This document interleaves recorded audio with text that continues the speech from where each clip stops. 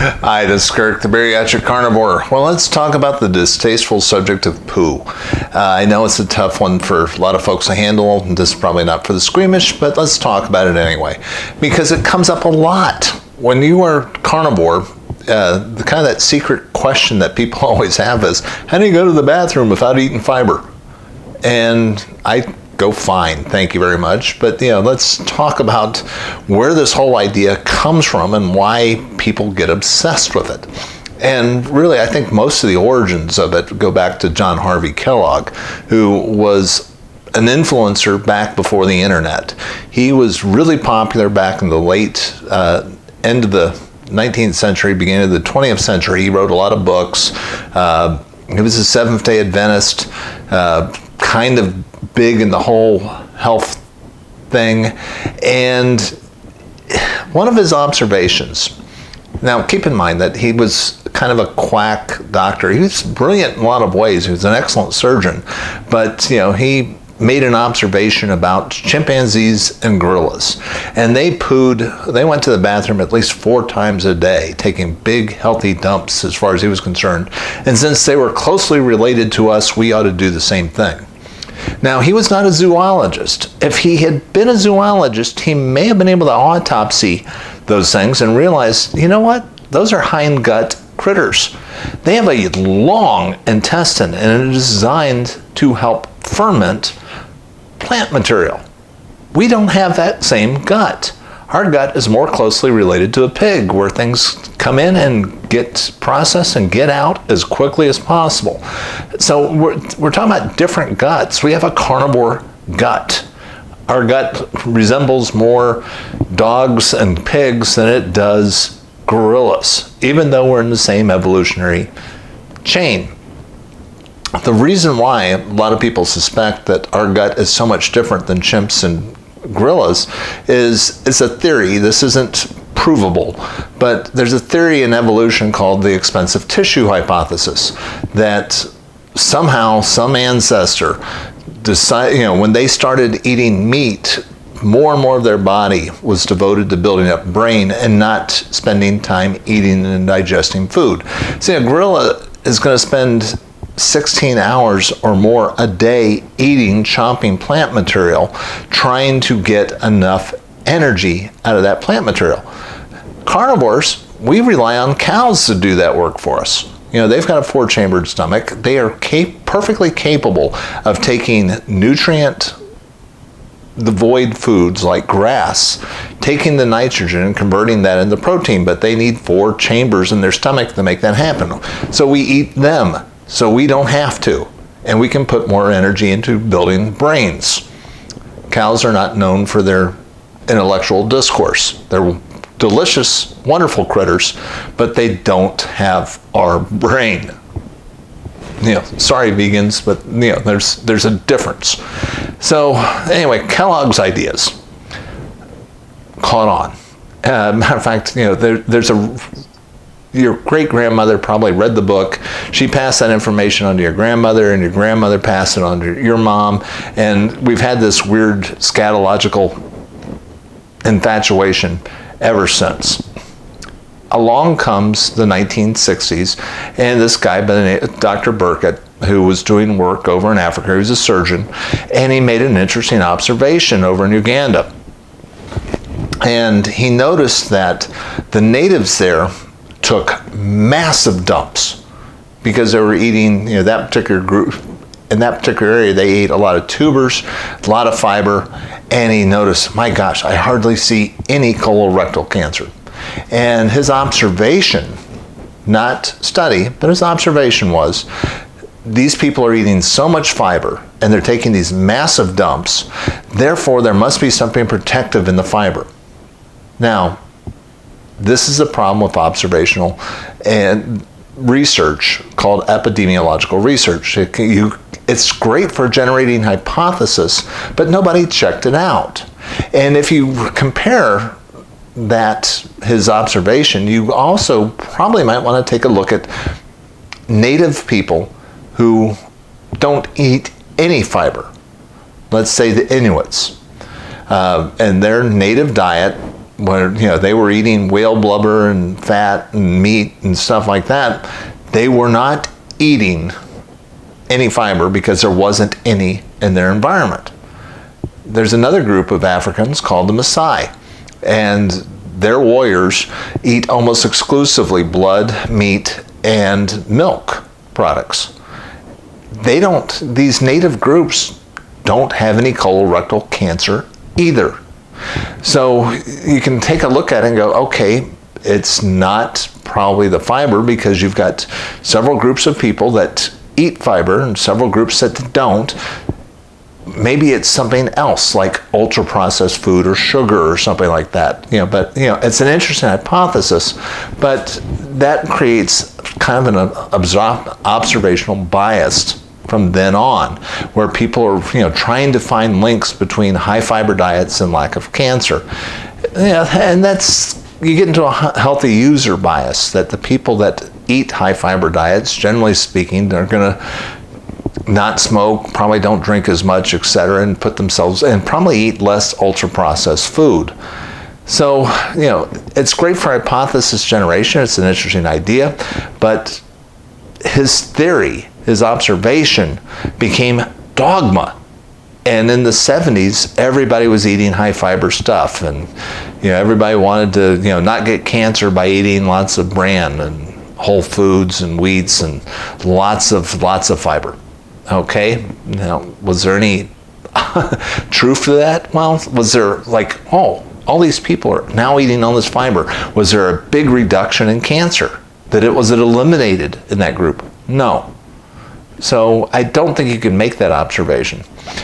So what about the other effect of fiber?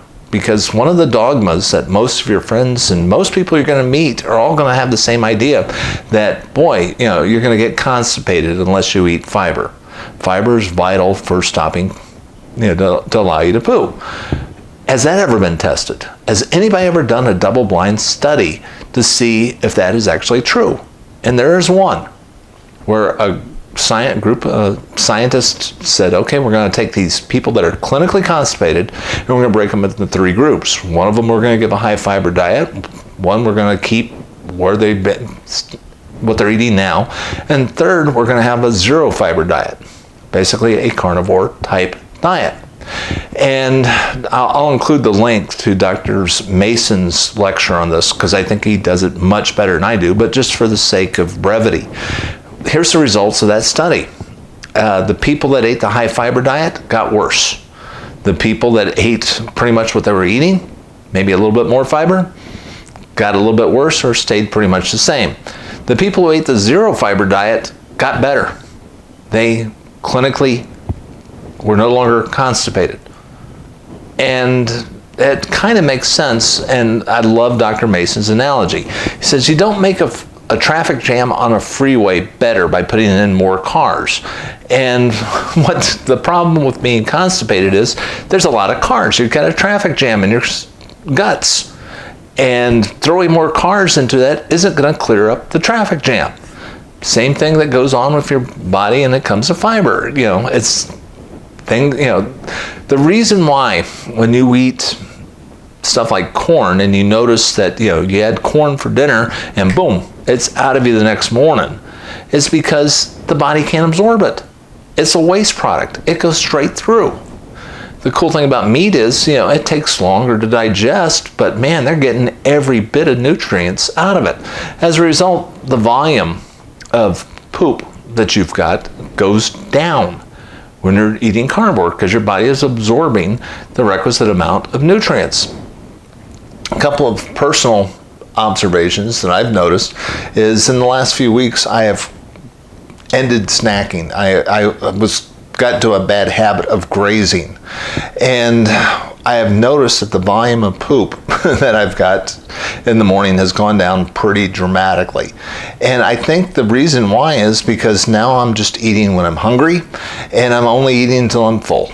I am really working hard to make sure that I do not add in extra food and just graze because I wanna. And as a result, the volume of poop has gone down, which I kind of believe means you're not wasting money. when you think about it, yeah, you're going to poop because the body is sloughing off old cells, etc. There's a lot of stuff that the body no longer needs. It's going out the exit point. That's what it's supposed to do. This extra stuff that you're eating, the stuff that's not digestible, you're wasting money on. When you think about it, if you're eating high fiber food that goes right through you, it's a waste. Your body cannot absorb any of those nutrients if it's not grabbing it. And there's another video that I saw where this guy had a good hunk of his colon removed, and he's got a bag where he collects his waste material instead of going to the bathroom. And he's observed that when he eats low carb, the amount of waste that he's got in his bag goes down pretty dramatically. And when he eats high fiber foods, he can spot that immediately, and the volume goes up because the body can't utilize it. And yes, that's just an observation from one guy, but it kind of makes sense. I mean, one of the biggest collection of issues that eating a very low carb diet does are people with IBS syndrome. So people have irritable bowel, and when they cut down the amount of volume in their gut, they have significant reduction in IBS symptoms. And it's a powerful therapeutic for that.